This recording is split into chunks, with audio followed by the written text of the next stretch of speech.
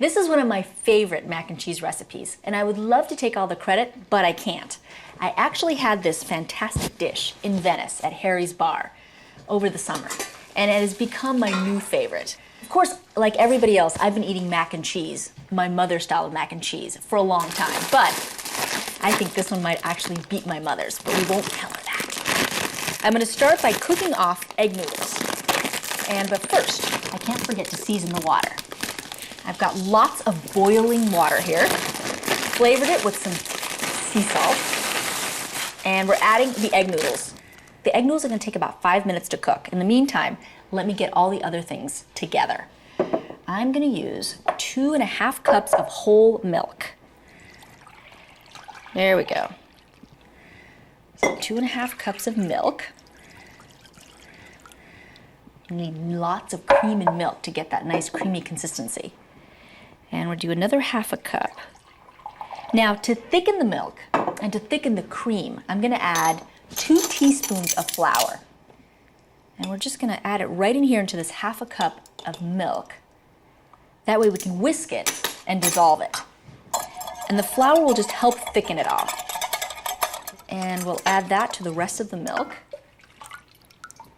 Okay, and now we need 2 cups of heavy cream.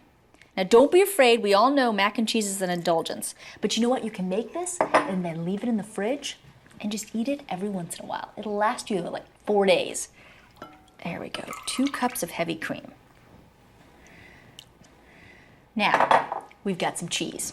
I'm gonna start with my Fontina. Sweet, sort of a fruity flavor.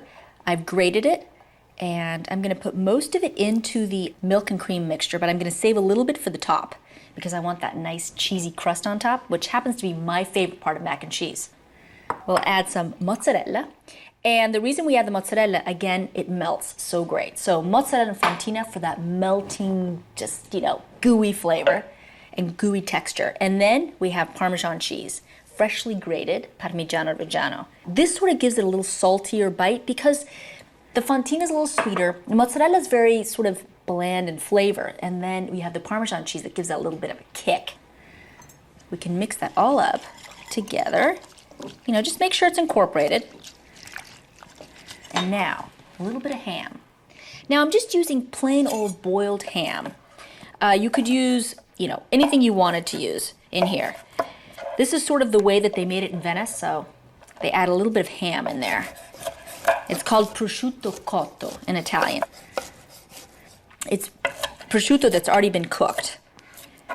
Okay. Dice it up and throw it right in there.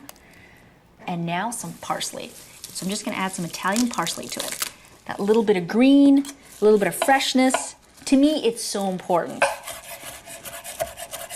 And we'll just chop that up and add that right in there. Lots of color. Color, texture, and flavor. Very important. So I'll mix that all up. And let's see, some salt. Gotta salt it up. And some freshly ground black pepper. There we go, right over the top. Let's see if my noodles are ready. Ready. You can see me behind all that steam.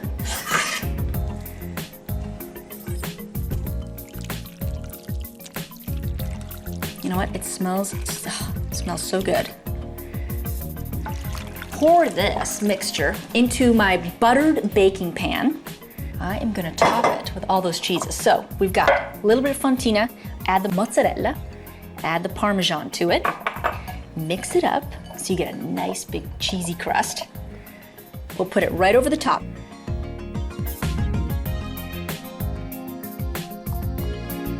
Pop that in the oven and then we're ready to dig into our mac and cheese. 450 for about 15 minutes until you get that great golden brown topping. Now for the best mac and cheese, Venetian style really. Grab a little corner here.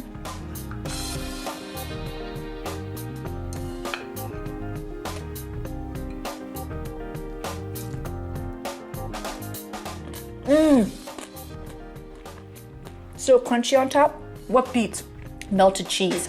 And then A little smoky flavor from the ham. This is by far the best mac and cheese I've ever had. Gotta try it.